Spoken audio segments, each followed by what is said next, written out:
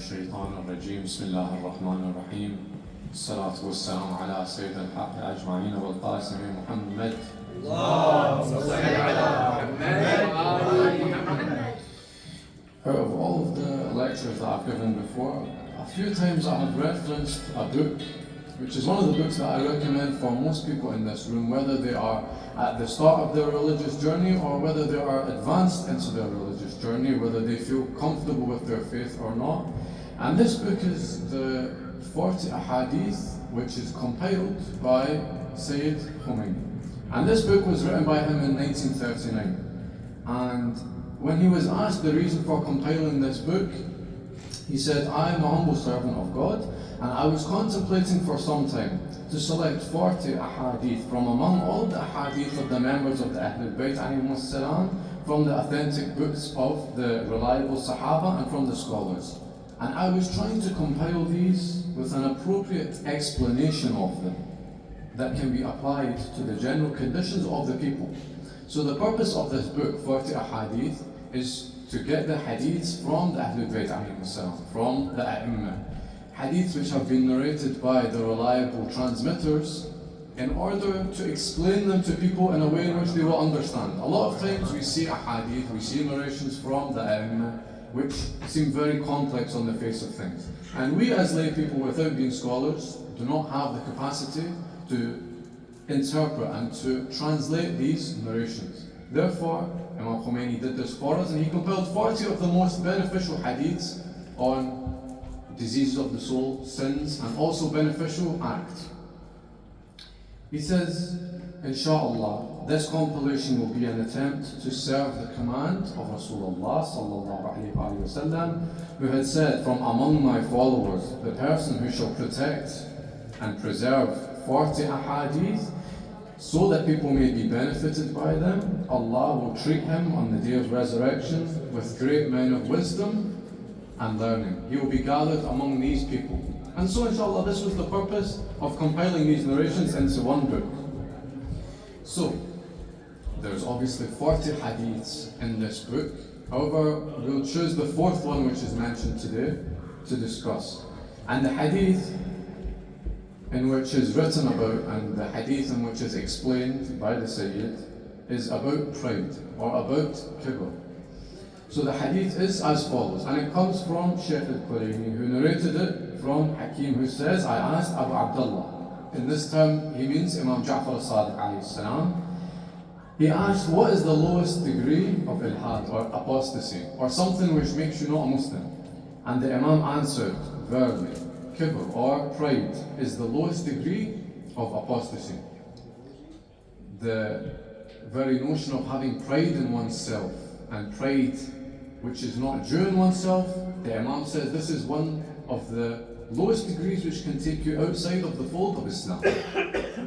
But what is pride? What is Kibr? This is the name of a mental state which a person may feel a sense of superiority.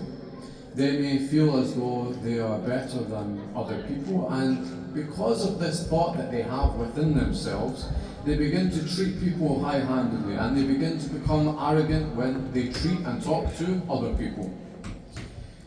You can see the signs of pride or the signs of kibr in a person's actions, and the symptoms of this disease are clearly noticed by people who observe and watch this person, and they begin to see that this is a person who is proud of himself for reasons which are not substantial or sufficient. Pride or kibr is slightly different from the concept of ujub, but this sin of pride is the offspring of ujub, and it consists of having self-love and admiring yourself beyond what is appropriate, beyond what is allowed, whilst considering yourself to be superior to other people. Of course, as human beings, none of us in this room are more superior than the other person. There are narrations which talk about people being equal on all levels, despite their race, despite their gender. And of course, Amir al-Mu'mineen says you can either be a brother in faith or an equal in humanity. This individual who becomes plagued with this disease of pride in himself, he considers other people to be lacking in the merits and the good deeds and the good qualities that he thinks he has. And he then, as a result, thinks that he is better than these people. And this perception of superiority and of supremacy over others causes in himself a state of vanity. And this, of course, is the definition of what we are describing as pride in oneself. Kibr in this sense is an inner state, but the actions of a person can be influenced, and the external actions of this person will be determined by the level of pride in which he has in himself. In short, this self-indulgent person who sees himself as superior becomes self-seeking, and this self-seeking tendency grows into self-love, the love for oneself. And then this self-love becomes filled to the brim. Once it reaches the edge, it manifests itself as arrogance. When you see someone being arrogant, you can see that this stems from the pride which they have within themselves. And you can see it in the high-handed and rude, arrogant treatment of other people. Now, Sayyid Kumayl, when he talks about this narration from Imam al-Sadiq alayhi salam, he goes in and he talks about the levels of pride. What are the levels of kibr? It's not just a person has pride, a person does not have pride. There are different ways in which a person can show this pride. There are different ways in which this pride affects different people, different categories. The first one is pride towards Allah subhanahu wa ta'ala. Then there is the pride which is towards the prophets, the messengers and the awliya. And there is kibr in regards to the divine commandments, the laws of Allah subhanahu wa ta'ala, which is the same as pride towards Allah. And there is also pride towards the creatures of Allah, whether that be humans, animals, jinns. And according to the Arafat, this also amounts to pride towards Allah subhanahu wa ta'ala. But what does this mean? If we look at the pride that a person can have towards the prophets and the awliya of God, this was an attitude which was more prevalent during previous eras in history. When the Holy Quran talks about this, it says, "Shall we put faith into mortals like ourselves?" This talks about the pride which is faced towards the messengers and the awliya. As for the kibr towards the creatures of Allah subhanahu wa ta'ala, the pride towards men of divine knowledge, the men who have substantial understanding and insight of matters, and of scholars, this is the worst form of pride that a person can have towards the creatures of Allah. And the evil effects of this are graver and its harms are much more serious than any of the other types of kibr. Of this category of kibr is the pride, as we know, which leads to a person avoiding the company of poor people. And what they do is when they are in their gatherings, when they are in majalis, whenever they are in meetings, they seek out prominence in these places. They seek to be the sole focal point of attention. They want to be the person who is known as the most superior in the room. And you'll see this in everyday life, no matter where you go. Whether you are in a secular setting, whether you are in a religious setting, you will see that some people think they are so self-important that they must be the face of every single event which takes place. Whenever a good action is done by people, they want to claim the recognition for it. They want to be known as the person who had the initiative to come up with this event. And they want to know, and they want to let everyone know that they are involved in it. They want to be proud of themselves for these actions, even though in reality they may not be the ones who deserve the recognition of it. As I mentioned, this evil is prevalent in every area of society, and it affects people from the very top of society right to the very bottom of society. From the elite class of ulama, you can find these actions, but you can also find it in the poor people who have nothing to their name. No one can elude this pride except for the people who Allah subhanahu wa ta'ala chooses to save from this affliction. Now, what are the causes of pride? How does someone become a person full of pride? There are different causes, there are different reasons and causes, but all of them derive from this delusion that a person can have in their head, which occurs when they think of themselves to be deserving of excellence, to be deserving of good merit. This illusion leads to, as we talked about, ujub, which, when you combine that with self-love, conceals others' merits and virtues from their eyes. And when this happens, that person who has become afflicted with kibr believes himself, or believes others actually, to be inferior to himself, and he begins to cherish and nourish this feeling of self-love and self-importance in his heart. And of course in the Holy Quran, we see verses which talk about saying, turn not your cheek in scorn towards people, and don't walk with pertness on this earth, because Allah does not love the people who boast. As I mentioned, and as the narration from Imam Sadiq alayhi salam says, pride is one of the avenues which can lead a person to leave the fold of Islam. Of course, this talks about the disgrace of pride in oneself. However, it will not just bring you disgrace and shame in the next world, but it can also bring you shame in this world as well.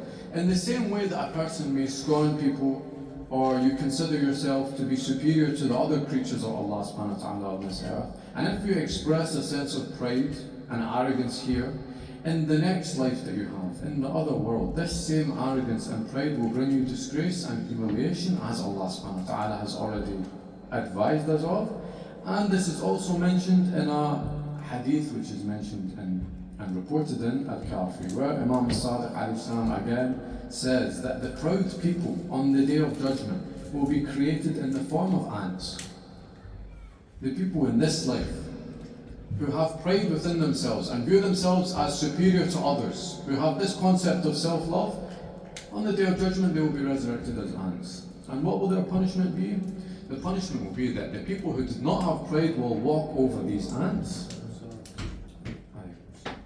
and they will trample them under their feet until Allah subhanahu wa ta'ala is finished with their reckoning. Does this not scare people? That if you have this pride within your hearts, Allah subhanahu wa ta'ala on the Day of Judgment will treat you as nothing but an ant in which people will step on continuously until He chooses this is enough. This should be enough of a warning for us to try and remove this pride that we have within our hearts. And in his last will, Imam Sadiq alayhi salam again, he told his companions, he told the Sahaba around him, refrain from any pride and any self-glorification, anything which makes yourself better than you know you really are. Because pride is Allah subhanahu wa ta'ala's mantle, and the one who contests with Allah subhanahu wa ta'ala regarding his cloak, Allah will shatter him and disgrace him on the Day of Resurrection. And you know, there's actually a narration, there's actually a hadith which says that the person who rides the mount of pride is taken by it into the fire of hell. And that person will not get any glimpse of paradise, will not get any glimpse of Jannah. As long as the traces of pride, as long as the traces of this sin remain present in his heart. Rasulullah sallallahu alayhi wa sallam has been reported to have said, never can the person who possesses a speck of pride in his heart enter Jannah. This is the disgrace that having pride, self-admiration and self-love to an unhealthy extent can lead. Even a tiny amount, as Rasulullah says, will stop a person from getting into Jannah. So I've talked about what pride is. I've talked about the levels of it and the disgrace of it and the punishment as a result of having it. So how can someone who has this pride in their heart get rid of it? This is from the explanation of the Sayyid. In regards to getting rid of this disease of the soul, Imam Khomeini gives the following advice. He says, it is better for you to meditate and to reflect upon your state of mind.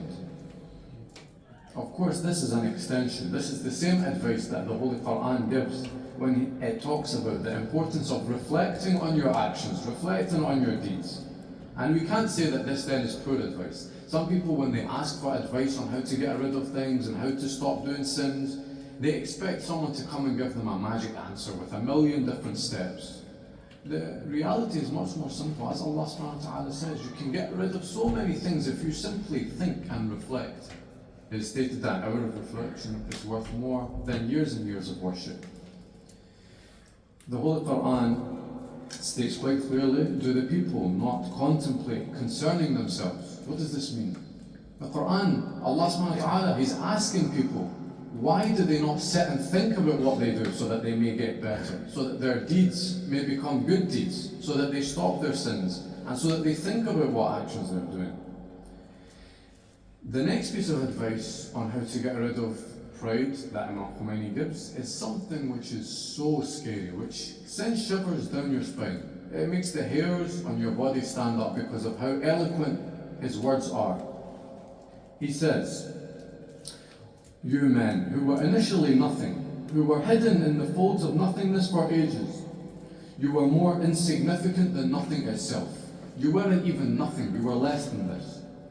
You were more insignificant than nothing itself, and you were absent from the realms of existence. You as a person did not even exist. When Allah subhanahu wa ta'ala then resolved to create you, you were the most deficient of recipients and insignificant." Then he goes on to talk about how man comes from a simple drop of sperm. This is how little we are. He then says, "You were incapable of receiving divine effusion. He created you from the matter of the universe, which is absolute potentiality and pure weakness. And he molded you into a bodily form, which was the lowest and the meanest of anything which exists in this universe." This is when the human body is being formed. How weak it is, that even touching it could cause it to be killed. He then continues on, "During every stage of your evolution and change, you were the lowest of all creatures. You lacked in every external and internal perceptive faculties, and you were devoid of any kind of merit. You couldn't even do a good deed or a bad deed because you were so small and insignificant as a baby, as a fetus. After that, with Allah subhanahu wa ta'ala's great kindness and mercy, He made you capable of receiving the gift of life. The life that was manifested in you was so imperfect and fragile that it was even inferior to that of a worm in its biological functions. When you started off, a worm that you see on the ground had more functions and more ability than you did. In order to improve your deficient capacity, Allah gradually improved your functions with His mercy and with His compassion until you became fit for entering this world and facing its challenges. And through the meanest of corridors and in the worst possible condition, you are made to enter into this world. As you know, when a baby enters into this world, you see it crying. It's in pain. The mother is in pain. You entered this world in the most horrific of ways. You were so weak. You were inferior to even the youngest of all animals which existed on the planet at that time. And after that, despite acquiring the maximum of your internal and your external powers and abilities, you're still so weak and vulnerable that none of your powers are under your full control. As a baby, you cannot even get up to use the toilet. You cannot even lift your arm to eat the food yourself. Someone else has to do this for you. You're weak. You can't even look after your own health, nor can you guard your own life, nor can you preserve your beauty or your youth. If any calamity, if any distress, if any illness comes upon you, you don't have enough power to repel it. In short, the Sayyid says, you don't have any control over any aspect of your own being and existence. Tomorrow you could wake up and be dead. Tomorrow you could wake up and have a cancer within you that cannot be cured. If you face starvation one day, for example, you wouldn't even resist eating a dead, human, molded, rotten corpse. This is what the Sayyid says. If your thirst were to overwhelm you, you would be ready to drink from even the most dirty, filthy water. Similarly, in all matters, you are a helpless and abject slave who has no power over anything in this world. If you compare yourself with the existence and the perfection of existence and other living beings, you will realize that you, and not just you, but the entire planet that you live on, and even the entire solar system and universe in which you live in, has no significance whatsoever in front of Allah subhanahu wa ta'ala. And does this, what Imam Khomeini says, how insignificant and weak you are, does this not emphasize to you how weak we are as individuals, how weak we are as human beings, how little effect we have on anything? How unuseful it is then to have any form of pride and self-love and self-admiration about ourselves and within ourselves, and to have pride and to have arrogance when we compare anything in our minds to Allah subhanahu wa ta'ala. The final piece of advice that is given by the Sayyid is a beautiful piece of advice to try and get rid of the disease of Kibr or pride. And he says, my dears, try to reform yourself as long as you have life, as long as you have youth, as long as you have energy, and as long as you have freedom. There should be nothing stopping you from trying to get rid of the pride within yourself. Do not pay any attention to this unworldly fame. Don't pay attention to the glory. Don't be taken in by the spotlight and the attention that you get from other people from doing anything good. We are the sons of Adam, so free yourselves from the traits of the shaitan.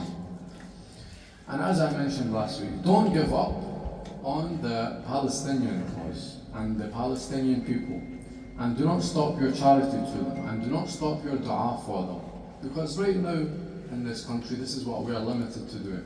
To give in our charity, to give in our du'as, to give in our supplications and prayers and dedicating them to the people of Palestine. And again, go out on this Saturday when there is a protest in George Square at 2 p.m. Go out and protest. Because you have a duty which Allah subhanahu wa ta'ala has placed on you to go out and to stand for the oppressed people. And every year you come in Muharram and you say, we will never let the tragedy of Hussein alayhi salam happen again. We will never let the Muslims be oppressed the way Hussein was oppressed. If you have this mindset, if you have this slogan on the tip of your tongue every year, then go out and say something for Palestine. Be proactive in standing for the messages of the Ahlul Bayt alayhi salam. And please keep the people of Gaza and Palestine in your prayers, and may Allah give victory to the mu'mineen and mujahideen. And for all of the shuhada, please recite Surah Al-Fatiha after Allah salawat ala Muhammad wa ali Muhammad.